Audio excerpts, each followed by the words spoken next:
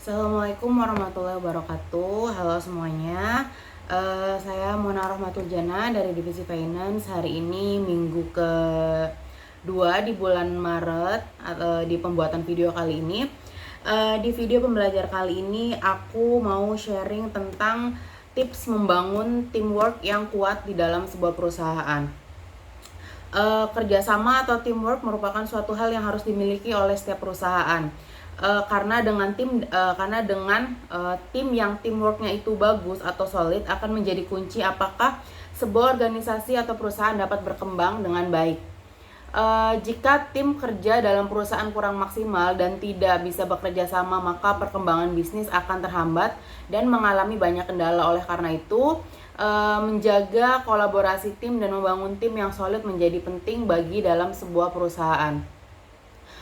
Sebenarnya ada banyak faktor yang diperlukan untuk membangun teamwork yang baik dan solid, karena di dalam sebuah tim terdapat sekian banyak anggota dengan isi kepala yang berbeda-beda, dan dimana kita sebagai suatu perusahaan itu harus bisa menyatukan orang-orang dengan isi kepala yang berbeda itu.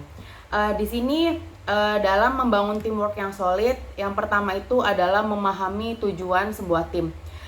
Agar teamwork semakin solid, maka yang pertama dapat dilakukan adalah memahami apa tujuan dari misi yang akan dicapai gitu kan. Seluruh anggota tim harus benar-benar memahami dan berkomitmen untuk memenuhi goals tersebut. Pastinya perusahaan akan menjelaskan harapan apa yang mereka miliki terhadap tim yang dibentuk dan menjelaskan ini yang diperlukan agar seluruh anggota tim memiliki ekspektasi yang jelas mengenai tanggung jawab kerja dan hasilnya gitu kan. Di perusahaan kita sendiri di RSP ini kita mempunyai tujuan bersama, yaitu 4.500 akad.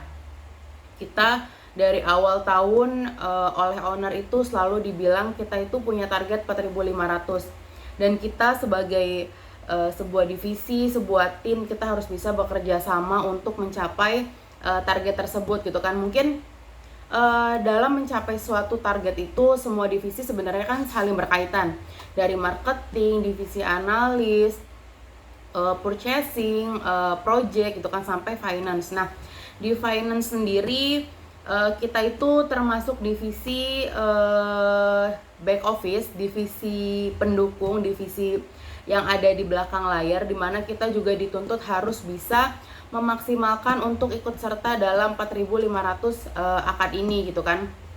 Kita di dalam sebuah finance ini mempunyai banyak bagian, dan kita tuh mempunyai job desk masing-masing. Cuma di sini Bu Yeyen gitu kan selalu selalu menginformasikan, selalu menekankan bahwa kita tuh punya target 4.500 unit, dimana kita tuh harus bisa bekerja sama untuk bisa mewujudkan target tersebut gitu kan. Jadi kalau seandainya kayak ada informasi akad, kita tuh harus tahu mana yang harus didahulukan, mana yang harus dikesampingkan untuk bisa akad ini terlaksana gitu kan. Karena kita itu sekarang ini sering akadnya itu bisa dibilang akad massal. Akadnya itu pasti lebih dari 5 gitu kan. Dan informasi akad ini memang seringnya itu kayak agak sore gitu kan. Jadi kita tuh mau nggak mau harus mendahulukan akad ini. Jadi kita harus bisa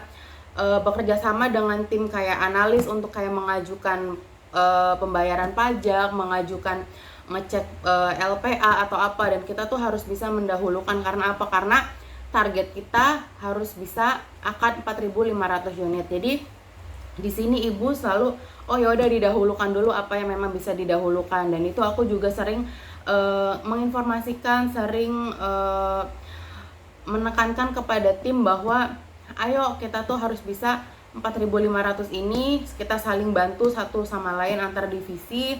Kalau memang finance bisa membantu untuk melancarkan 4.500, kita juga pasti bakalan bantu. Dan aku juga berharap setiap divisi juga bisa memiliki rasa tanggung jawab satu sama lain. Jadi kalau seandainya kita ada akad gitu, kita ada masalah apa, kalau seandainya divisi itu ngerasanya kita udah lepas dari tanggung jawab ini, aku nggak mau ikut campur. Aku berharap nggak ada divisi yang seperti itu, karena kita berharapnya kita bisa saling bantu satu sama lain antar divisi untuk bisa tetap solid, untuk bisa tetap bekerja sama dengan baik untuk melancarkan AKAD 4.500 unit ini. Jadi di dalam teamwork yang baik ini kita harus bisa mengetahui di mindset kita bahwa kita tuh punya target di perusahaan yang harus kita capai, dan hal itu yang bisa ngebuat kita sebuah tim itu bisa bekerja sama dan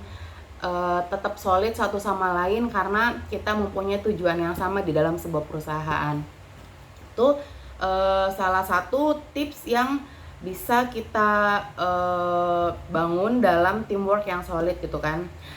Di sini ada beberapa tips juga, ada 6 tips. Cuma aku mau ngebahas satu persatu di setiap divisinya, di setiap videonya. Jadi hari ini aku cuma menjelaskan tentang memahami tujuan tim, yaitu tujuan perusahaan, goalsnya apa.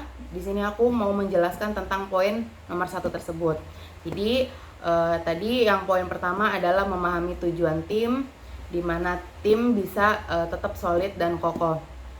Paling itu aja dari aku tentang tips membangun teamwork yang solid. Kurang lebihnya saya mohon maaf. Assalamualaikum warahmatullahi wabarakatuh.